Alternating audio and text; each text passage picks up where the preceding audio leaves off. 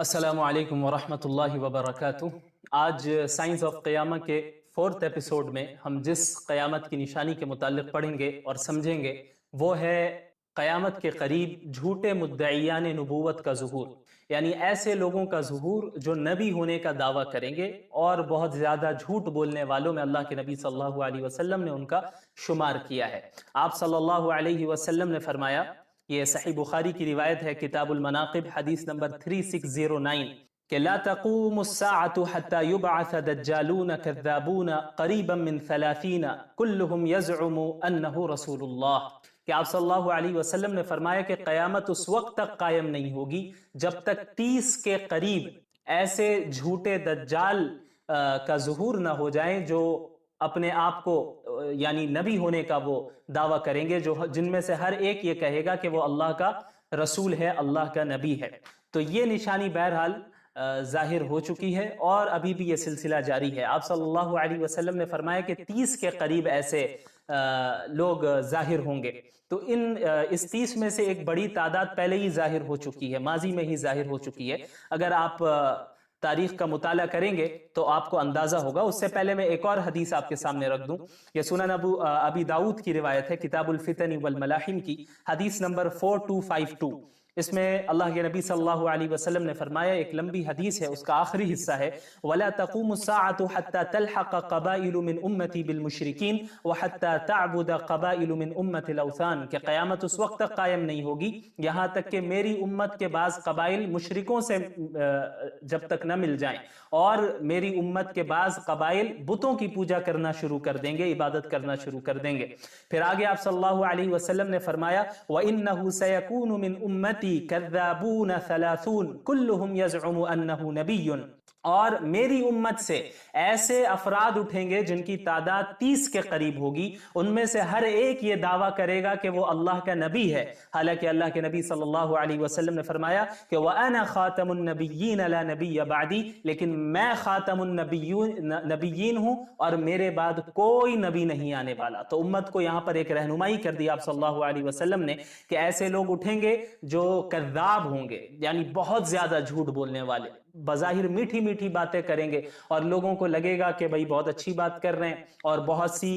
چیزیں بھی دکھائیں گے، وہ انوکھی چیزیں بھی کر کے دکھائیں گے، تو لوگ سوچیں گے کہ بھائی ظاہر سی بات ہے ان کے پاس بہت سارے پاورز ہیں، بہت ساری طاقت ہے، تو ہو سکتا ہے کہ یہ سچ بول رہا ہو، یہ نبی ہو۔ تو آپ صلی اللہ علیہ وسلم نے پہلے ہی امت کو آگاہ کر دیا کہ ایسے افراد آئیں گے جن کا کام یہ ہوگا کہ وہ امت میں انتشار پیدا کریں اور سیدھے راستے سے مسلمانوں کو اچک لیں اور میٹھی میٹھی باتیں کر کے لوگوں کو اسلام سے پھیر کر دوسری طرف لے جائے۔ تو آپ صلی اللہ علیہ وسلم نے فرما دیا کہ اس بات کو یاد رکھنا کہ میرے بعد کوئی نبی نہیں آنے والا، یعنی آپ صلی اللہ علیہ وسلم کے بعد کوئی بھی شخص نبوت کا دعویٰ کر رہا ہے تو وہ سب سے بڑا جھوٹا ہے، دجال ہے، کذاب ہے۔ دجال سے مراد وہ دجال اکبر جو دجال اعور ہے، کانا دجال ہے، وہ تو یہ اسی سلسلے کی اس کی یعنی یہ آخری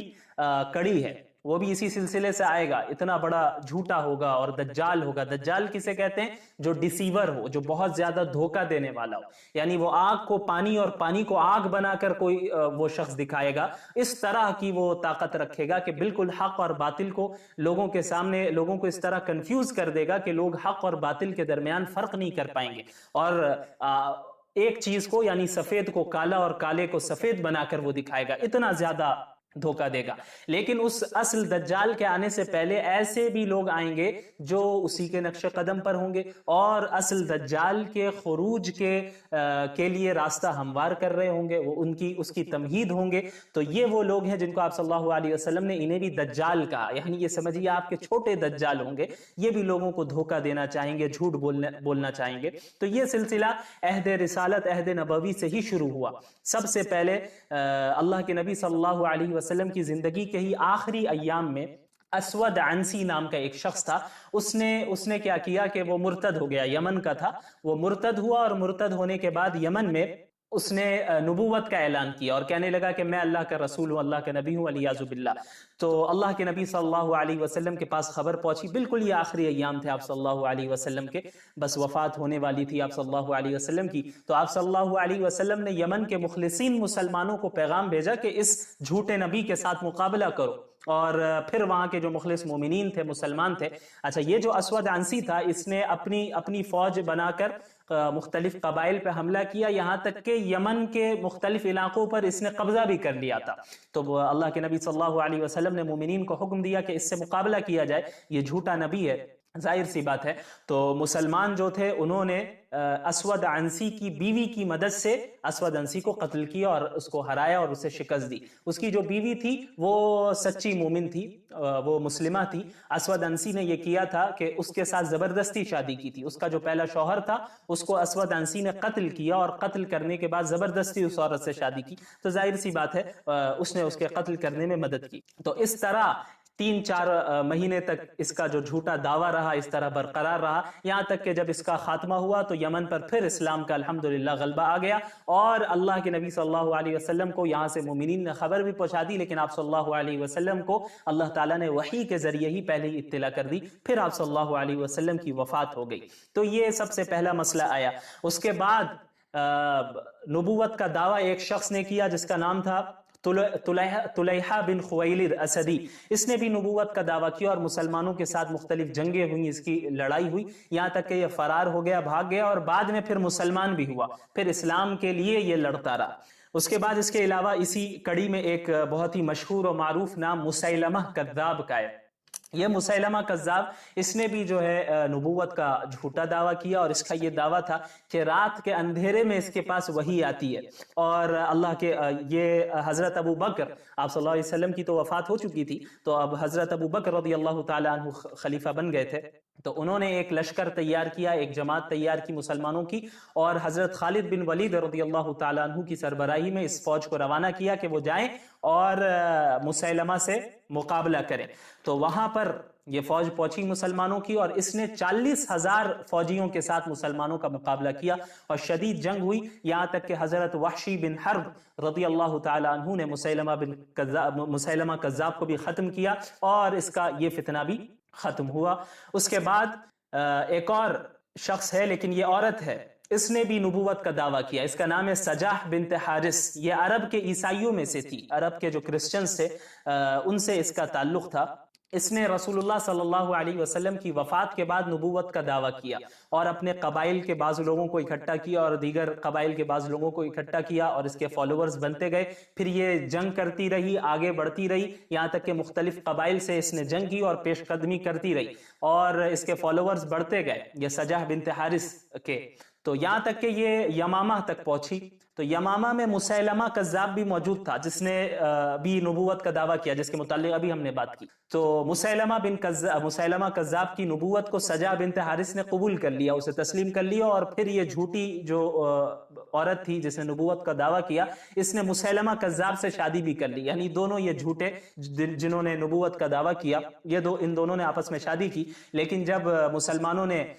اس کو شکست دی اور مسیلمہ کذاب کو قتل کر دیا تو یہ بھاگ گئی اپنے قبیلے میں واپس، اور بعد میں پھر یہ مسلمان ہو گئی. اس کے علاوہ یہ سلسلہ تو رہا عہد صحابہ میں بھی اور عہد تابعین، اور اس کے بعد بھی اس طرح کا یہ سلسلہ جاری رہا کہ لوگ کسی نہ کسی علاقے میں کسی نہ کسی زمانے میں ایسے لوگ اٹھتے رہے جنہوں نے نبی ہونے کا دعویٰ کیا. اور عہد تابعین میں بھی خصوصاً جس کا نام سر فہرست ہے وہ ہے مختار بن ابی عبید الثقفی. اس نے کیا کیا؟ اس نے پہلے شیعہ کا لبادہ اوڑا، یعنی شیعہ مذہب کا لبادہ اوڑا. یہ اس کے بعد پھر یہاں جب شیعہ مذہب کے لوگ اس کے فالوورز بن گئے اور ایک بڑی تعداد اس سے جڑ گئی تو اس نے نبوت کا دعویٰ کیا. بہرحال حضرت مصعب بن زبیر کے لشکر کے ساتھ اس کی لڑائی ہوئی، کئی ساری لڑائیاں ہوئی، یہاں تک کہ وہ مختار انہی جنگوں میں مارا گیا. اس کے بعد اسی سلسلے میں ایک بہت بڑا کذاب اور دجال حارث بن سعید گزرا ہے، جو حارث بن سعید کذاب کے نام سے مشہور ہے. یہ دمشق میں ایک عابد اور زاہد کی حیثیت سے معروف ہوا تھا. ایسا ہی ہوتا ہے امت میں، لوگ جنہیں بہت زیادہ دیندار سمجھتے ہیں اور یہ سمجھتے ہیں کہ اللہ والے ہیں. آپ دیکھیں آج ہمارے دور میں بھی جتنی گمراہی پھیل رہی ہے اور طرح طرح کے فتنے آ رہے ہیں، زیادہ تر اسی راستے سے آتے ہیں کہ کوئی ولی ہونے کا دعویٰ کر رہا ہے، کوئی بہت بڑا بزرگ بن رہا ہے اور لوگوں کو گمراہ کر رہا ہے، غلط غلط باتیں پھیلا رہا ہے، نئے نئے فتنے آ رہے ہیں. انشاءاللہ موجودہ دور کے بھی جو اس طرح کے فتنے ہیں اس پہ بھی ہم تفصیل سے بات کریں گے. بہرحال یہ دمشق کا تھا، اس کا نام تھا حارث بن سعید کذاب. इससे कहा जाता है, जाहिर सी बात है वो झूठा था। तो पहले तो दिमश्क में ये बड़ा इबादत गुजार बंदा बनकर इसकी यानी शोहरत हुई कि बड़ा ये इबादत गुजार है, बहुत नेक है, अल्लाह वाला है, दुनिया से बेरगबत है। लेकिन बाद में जब देखा कि इसकी शोहरत हो गई और फॉलोवर्स बढ़ गए तो अब इसने नबूवत का दावा कर दिया। लेकिन जब इसे मालूम हुआ, ये खबर पहुंची इस तक कि उस वक्त का जो खलीफा है अब्दुल मलिक बिन मरवान, उस तक इसकी खबर पहुंच गई है कि ये नबूवत का दावा कर रहा है और अपने फॉलोअर्स बढ़ा रहा है, तो ये छुप गया, कहीं जाकर छुप गया ये। लेकिन अहले बसरा में से एक शख्स ने कोशिश की और इसका पता चलाया और उस तक पहुंचा और उसके सामने झूठ मूठ का उसने ये बात कही कि भाई मैं तुम्हारा फॉलोवर हूं और तुम्हें मानता हूं, मुझे आने की इजाजत हो। तो ये जो था हारिस बिन सईद, इसने अपने जितने भी गार्ड्स थे उससे कह दिया कि भाई ये शख्स जो है मुझ पर ईमान ला चुका है, तो जब भी ये आना चाहे तो इसे मत रोकना, इसे आने देना। बहरहाल वो जाता रहा वो शख्स उसके पास, यहाँ तक कि फिर वो अब्दुल मलिक बिन मरवान के पास पहुंचा, अहले बसरा में से था वो शख्स। तो उसने सारी बातें बताई कि उसकी जगह मुझे पता चल चुकी है कि वो कहाँ पे छुपा हुआ है और ये सूरत हाल है। तो उस वक्त के खलीफा ये अब्दुल मलिक बिन मरवान ने एक फौजी दस्ता भेजा कि जाए और उसे अरेस्ट करके ले आए। तो उसे अरेस्ट कर लाया गया। तो अब्दुल मलिक बिन मरवान ने उलमाए किराम से कहा कि भाई आप लोग इसे नसीहत करें और बताएं कि ये जो कर रहा है ये शैतानी अमल है और इससे इसे बाज आ जाना चाहिए। तो उलमा ने उसे समझाया, लेकिन वो नहीं माना और अड़ा रहा कि हाँ मैं नबी हूं, अलियाजुबिल्लाह। तो उसे फिर कत्ल किया गया, जाहिर सी बात है। तो ये सिलसिला मुस्तकिल जारी रहा, यहां तक कि अभी पिछली सदी में, एक सदी पहले ही हिंदुस्तान में मिर्जा गुलाम अहमद कादियानी के नाम से एक शख्स उठा और इसने भी नबूवत का दावा किया और झूठी बातें कही। पहले तो आलिम की हैसियत से मशहूर हुआ, उसके बाद जो है इसने मसीह मऊद होने का दावा किया और उसके बाद फिर बाकायदा इसने नबूवत का ही ऐलान कर दिया और इसके भी बहुत सारे फॉलोवर्स बनते गए। यहाँ तक कि ब्रिटिश हुकूमत की जानिब से इसे बहुत ज्यादा सपोर्ट किया गया, क्योंकि ब्रिटिश हुकूमत का यही तर्ज रहा है हमेशा कि किस तरह जहां पे भी उन्होंने कब्जा किया है, अगर वहां से जा रहे हैं तो वहां डिवाइड करके जाए, कि वहां पे लोगों को तकसीम कर दें और लोगों को के दरमियान इंतशार फैला दे। ये तरीका रहा है। तो ब्रिटिश हुकूमत यही चाहती थी कि मुसलमानों के दरमियान इंतशार फैले, इनके यहाँ इत्तेहाद ना हो, यूनिटी ना हो। तो उन लोगों ने मिर्जा गुलाम अहमद कादियानी को बहुत सपोर्ट किया। तो उसने बहरहाल नबूवत का दावा किया और उसके भी कई फॉलोवर्स बनते गए और आज तक हैं जो अपने आप को अहमदी कहते हैं, कादियानी के नाम से मशहूर हैं, जिन्हें हम कादियानी कहते हैं। बहरहाल इसने भी झूठा दावा किया और बहुत ही बुरी तरीके से इसकी मौत हुई और इसके जितने दावे थे सब झूठे साबित हुए। उलमाए कराम ने इसके खिलाफ दलाइल की रोशनी में जबरदस्त तरदीद की और हक और बातिल बिल्कुल हमारे सामने आ गया, मुसलमानों के सामने। इसके बावजूद जो बिल्कुल जहालत में मुब्तला है जो मुसलमान और जो लोग थे, अब तो ये मुसलमान नहीं है, जाहिर सी बात है, खत्म नबूवत का अकीदा उसूल में से कि आप सल्लल्लाहु अलैहि वसल्लम आखिरी नबी है, उनके बाद कोई नबी नहीं आने वाला। ये हमारे अकायद, बुनियादी अकायद में से, अगर इसका कोई इनकार करता है वो दायरे इस्लाम से निकल जाएगा। ऐसे नहीं हो सकता कि कोई ये कहे कि भाई आप सल्लल्लाहु अलैहि वसल्लम आखिरी नबी नहीं है, उनके बाद भी नबी आएंगे, और नमाज पढ़े, रोजा रखे और समझे कि हम मुसलमान हैं। तो ये उसकी गलत फहमी है, ऐसा कभी नहीं हो सकता। तो बहरहाल कादियानियत इस्लाम में दाखिल नहीं है, ये इस्लाम का कोई मुसलमानों का फिरका नहीं है, बल्कि ये मुस्तकिल एक अलग मजहब है। इसे हमेशा हमें जहन में रखना चाहिए। तो बहरहाल इस तरह के लोग आते रहे और हर जमाने में आते रहे। आप सल्लल्लाहु अलैहि वसल्लम ने फरमाया कि 30 के करीब इनकी तादाद होगी। तो अगर आप माजी से देखें और पूरी तारीख का मुताला करें तो आपको ऐसे अफराद मिलेंगे और आपको मालूम होगा कि उनकी तादाद 30 से ज्यादा है। तो यहाँ पे जाहिर सी बात है, एक एतराज और एक इश्काल होता है कि भाई आप सल्लल्लाहु अलैहि वसल्लम ने फरमाया कि 30 की तादाद होगी, लेकिन उससे ज्यादा मिल रहे हैं। तो ये याद रहे कि आप सल्लल्लाहु अलैहि वसल्लम ने जिन 30 की तादाद बताई है वो ऐसे लोग होंगे जिनको शोहरत, फॉलोवर्स या फिर हुकूमत, इस तरह की चीजें मिल गई। वरना ऐसे खड़े होकर कोई भी नबूवत का दावा कर दे तो ऐसे तो सैकड़ों और हजारों लोग मिल जाएंगे। लेकिन उन अफराद के मुतालिक आप सल्लल्लाहु अलैहि वसल्लम ने बात की है जिनका बहुत गहरा असर होगा और मुसलमानों के दरमियान इंतशार होगा उन लोगों की वजह से, और कई लोगों को वो लोग गुमराह कर देंगे। तो उनकी तादाद 30 है। और बहुत से उलमा ने माजी से लेके अब तक 20 से 22 ऐसे झूठे दावा करने वालों की तादाद और लिस्ट भी तैयार कर दी और बताया कि इस इलाके में, इस जमाने में ये लोग आए और नबूवत का दावा किया, इनके ये फॉलोवर्स हैं, और इनकी इस तरह तरदीद की गई और इनकी 20-22 से जायद जो है तादाद हो चुकी है ऑलरेडी। और जाहिर सी बात है, आप सल्लल्लाहु अलैहि वसल्लम ने जब फरमाया है कि 30 की तादाद होगी तो वो 30 की तादाद पूरी होकर रहेगी। और हर जमाने में, आज के जमाने में भी ऐसे लोग हैं, हम इंशाल्लाह और तफसील से बात करेंगे। इसी तरह सही मुस्लिम की एक रिवायत है 1822 حدیث نمبر ہے، آپ صلی اللہ علیہ وسلم نے فرمایا کہ ان بین یدی الساعۃ کذابین فاحذروہم، کہ قیامت سے قبل بہت زیادہ جھوٹ بولنے والے آنے والے ہیں، ان سے اپنے آپ کو بچا کے رکھنا۔ تو یہ اصول یاد رکھیے۔ آپ صلی اللہ علیہ وسلم نے فرما دیا لا نبی بعدی، میرے بعد کوئی نبی نہیں ہے، تو اب جو بھی نبوت کا دعویٰ کرے،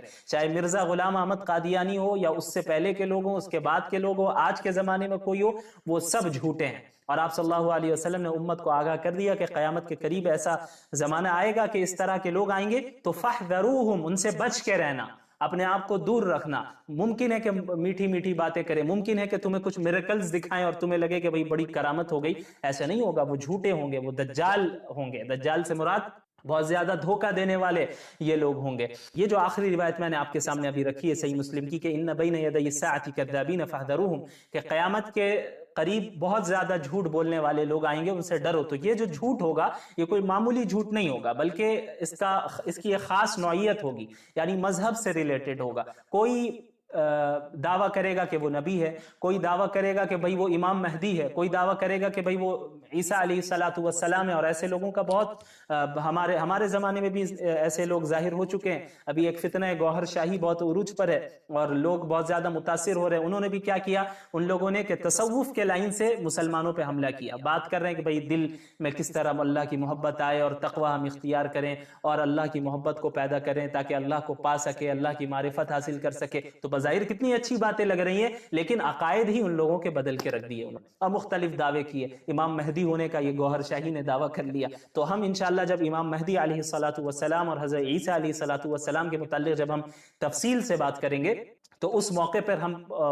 ان باطل نظریات اور باطل فرقوں کے متعلق بھی انشاءاللہ تفصیل سے بات کریں گے، اور آپ کے سامنے اصول رکھ دیں گے کہ آپ کیسے بتا سکیں، کیسے ان لوگوں کو جواب دے سکیں کہ بھئی تم جو مسیح موعود ہونے کا دعویٰ کر رہے ہو، تمہارا دعویٰ جھوٹا ہے، کیونکہ ساری تفصیلات اللہ کے نبی صلی اللہ علیہ وسلم نے اچھی طرح بتا دی ہیں ہمیں۔ دجال کے متعلق، حضرت عیسیٰ کے متعلق تو بالکل باریک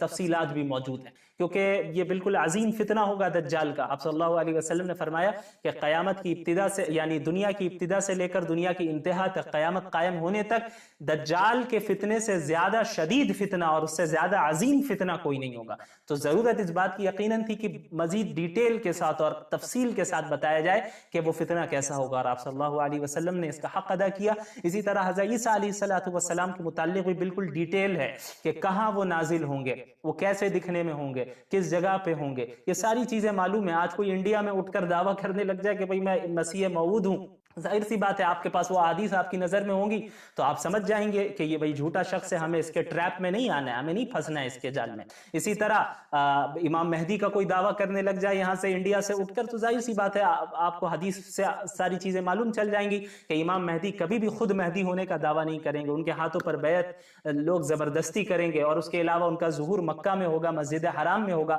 تو آپ کو خود پتہ چل جائے گا کہ یہ سارے جھوٹ بولنے والے۔ تو ہم بڑی ڈیٹیل کے ساتھ، تفصیل کے ساتھ انشاءاللہ بات کریں گے۔ بہرحال یہ سلسلہ جاری ہے جو آپ صلی اللہ علیہ وسلم نے فرمایا کہ ایسے لوگ، قیامت اس وقت تک قائم نہیں ہوگی جب تک کہ ایسے لوگ ظاہر نہ ہو جائے جن کی تعداد 30 کے قریب ہوگی، جو جھوٹے ہوں گے، دجال ہوں گے، اور سب کے سب نبی ہونے کا دعویٰ کریں گے، اور یہ سلسلہ ابھی بھی جاری ہے۔ بہرحال یہ ہوئی ایک نشانی۔ اس کے علاوہ اب دوسری نشانی، یہ بھی بہت اہم نشانی ہے، وہ ہے حجاز سے ایک بڑی آگ کا ظہور، حجاز سے ایک بڑی آگ کا نکلنا۔ حجاز کسے کہتے ہیں؟ جب آپ آج کے سعودی عرب کے میپ کو دیکھیں گے تو سعودی عرب کے جب میپ کو آپ سامنے رکھیں تو اس کا جو لیفٹ سائیڈ ہے، یعنی جو مغرب کی جانب ہے، ویسٹ کی جانب ہے، اس کا جو آخری، یعنی جو لیفٹ سائیڈ کا آخری حصہ ہے سعودی عرب کا، اسے حجاز کہتے ہیں، اوپر سے لے کے نیچے تک، جس میں مکہ، مدینہ، طائف، جدہ، یمبو، تبوک، یہ سارے علاقے آ جاتے ہیں، اسے حجاز کہتے ہیں۔ اور آپ صلی اللہ علیہ وسلم نے کیا فرمایا، اس پہ غور کر لیں۔ یہ صحیح بخاری کی روایت ہے، کتاب الفتن، حدیث نمبر 7118۔ اس میں آپ صلی اللہ علیہ وسلم نے فرمایا لا تقوم الساعة حتى تخرج نار من ارض الحجاز تضيء اعناق الابل ببصرى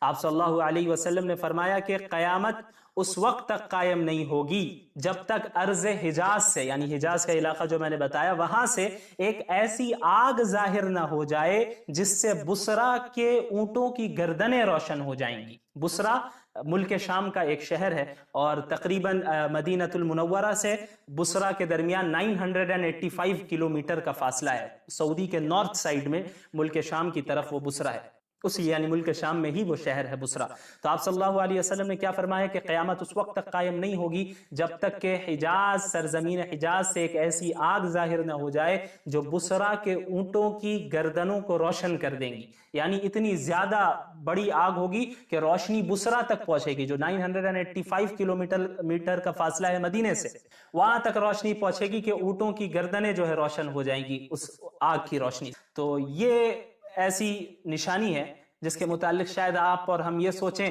کہ بھئی پتہ نہیں کب یہ ظاہر ہوگی، ہو سکتا ہے مستقبل میں ہو، تو آپ کو اور ہمیں جان لینا چاہیے کہ یہ نشانی آلریڈی 7ویں صدی ہجری میں واقع ہو چکی ہے، اور علماء کرام نے اس وقت کے جو آئی وٹنس تھے ان لوگوں نے اپنی اپنی کتابوں میں اس کا ذکر کیا، اور تواتر کے ساتھ، میں نے بتایا تھا تواتر کسے کہتے ہیں، تواتر کے ساتھ یہ خبر اور یہ واقعہ ہم تک پہنچا ہے۔ علامہ حافظ ابن کثیر رحمۃ اللہ علیہ نے بھی اس کے متعلق لکھا ہے کہ ارض حجاز سے وہ عظیم آگ ظاہر ہو چکی ہے جس سے بصرہ یعنی ملک شام میں جو شہر ہے کہ اونٹوں کی گردنیں روشن ہو گئی تھیں۔ ایسے واقعات ملے کہ جو ایسی باتیں لوگوں تک پہنچی تواتر کے ساتھ کہ جو بصرہ میں رہنے والے تھے اس وقت، ان لوگوں نے یہ بات کہی کہ اتنی روشنی آئی کہ اونٹوں کی گردنوں کو ہم نے دیکھا اس روشنی میں، یعنی اونٹوں کی گردنیں روشن ہو گئی، اتنی زبردست آگ لگی تھی۔ تو یہ آگ اس طرح عظیم تھی کہ 3 مہینے تک مسلسل یہ آگ لگی رہی، یعنی 3 مہینے لگ گئے اس آگ کو بجھانے میں۔ علامہ ابو شامہ جو اس واقعے کے